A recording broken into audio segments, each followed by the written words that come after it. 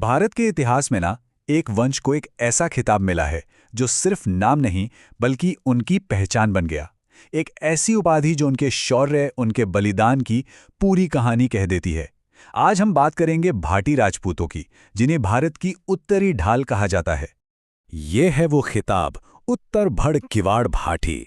ये सिर्फ कुछ शब्द नहीं है, बल्कि ये रेगिस्तान की रेत और किलों की ऊंची दीवारों पर सदियों से लिखी गई हिम्मत और कुर्बानी की गवाही देते हैं।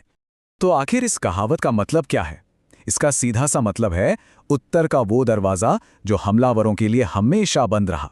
सोचिए, सदियों तक जब भी पश्चिम से किसी हमलावर ने भारत में घुसने की हिम्मत की, तो भाटी राजपूत उनके सामने एक चट्टान बनकर खड़े हो गए। चलिए अब जरा इस वंश की जड़ों को समझते हैं। इनकी कहानी कोई 100-200 साल पुरानी नहीं है, बल्कि ये सीधे यदुवंश से जुड़ती हैं। जी हाँ, माना जाता है कि ये भगवान श्री कृष्ण के वंशज हैं। तो ये सिलसिला शुरू होता है भगवान कृष्ण से। उनके वंशजों ने एक लंबा सफर तय किया, मथुरा से द्वारका, फिर गजनी से होते हुए पंजाब और राजस्थान तक पहुंचे। और फिर तीसरी सदी के आसपास राजा भाटी के नेतृत्व में इस वंश को एक नई जबरदस्त पहचान मिली, और तभी से ये भाटी कहलाए। और क्योंकि इनका वंश चंद्रमा से जुड़ा है, इसलिए इन्हें चंद्रवंशी भी कहा जाता है। राजा भाटी ने जो सबसे बड़ा काम किया वो था भटनेर, यानी आज के हनुमानगढ़ में एक बहुत ही मजबूत किले की स्थापना करना। उन्होंने दुश्मनों को पीछे धकेला और ये किला उनकी बढ़ती हुई ताकत का सबसे बड़ा सेंटर बन गया। और अब बात करते हैं भाटी इतिहास के उस सुनहरे पन्ने की जिसके बिना उनकी कहानी अधूरी है, जैसलमेर का किला, जिसे प्यार से सोनार किला भी कहते हैं। ये बात है साल 1156 की।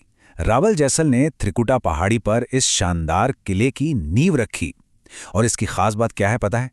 ये पीले बलुआ पत्थर से बना है, तो जब सूरज की रोशनी इस पर पड़ती है ना, तो ये बिल्कुल सोने की तरह चमकता है। लेकिन आखिर ऐसा क्या है इस किले में जो इसे सिर्फ पत्थर की एक ऐतिहासिक इमारत नहीं बल्कि एक जीती जागती कहानी बना देता है? पहली बात तो ये कि ये दुनिया का अकेला लिविंग फोर्ट है।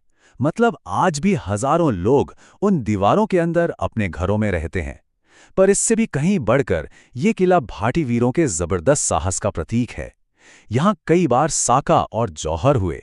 जब भी लगता था कि हार निश्चित है, तो पुरुष केसरिया बाना पहनकर अपनी आखिरी सांस तक लड़ने के लिए निकल पड़ते थे, और वीरांगनाएं अपने सम्मान की रक्षा के लिए खुद को अग्नि को सौंप देती थी। ये हार मानना नहीं था, ये स्वाभिमान की आखिरी लड़ाई थी।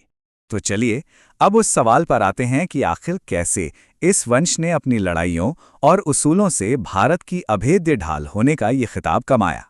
देखिए, भाटी नाम एक ढाल का दूसरा नाम बन गया था। पीढ़ियों तक राव देवराज और रावल लूणकरण जैसे महान योद्धाओं ने गौरी, गजनवी और खिलजी की बड़ी बड़ी सेनाओं को सीधी चुनौती दी। उन्होंने लगातार हमलों का सामना किया और अपनी मिट्टी की रक्षा के लिए लड़ते रहे। ये लड़ाई सिर्फ जमीन की नहीं थी, ये थी सिद्धांतों की, उसूलों की। और दो उसूल उनके लिए सबसे ऊपर थे, गौरक्षा और शरणागत की रक्षा। मतलब जो भी उनकी शरण में आ गया, फिर चाहे अपनी जान क्यों न चली जाए, उसकी रक्षा करना उनका परम धर्म था। तो सदियां बीत गई, एम्पायर्स बने और मिट गए, लेकिन क्या वो भाटी जज्बा आज भी जिंदा है? चलिए देखते हैं कि 21वीं सदी में इस प्राचीन वंश की विरासत कैसे आगे बढ़ रही है। बिल्कुल, आज वही योद्धा वाली भावना अलग अलग रूपों में देखने को मिलती है। भाटी समाज के लोग आज भी सेना और पुलिस में देश की रक्षा कर रहे हैं, तो वहीं राजनीति, व्यापार और समाज सेवा के जरिए देश को बनाने में भी एक अहम रोल निभा रहे हैं। मतलब थार के रेगिस्तान की रेत से निकलकर आज दुनिया के मंच तक भाटी नाम आज भी भरोसे और ताकत का प्रतीक बना हुआ है। ये उनकी सदियों पुरानी विरासत का ही तो सबूत है।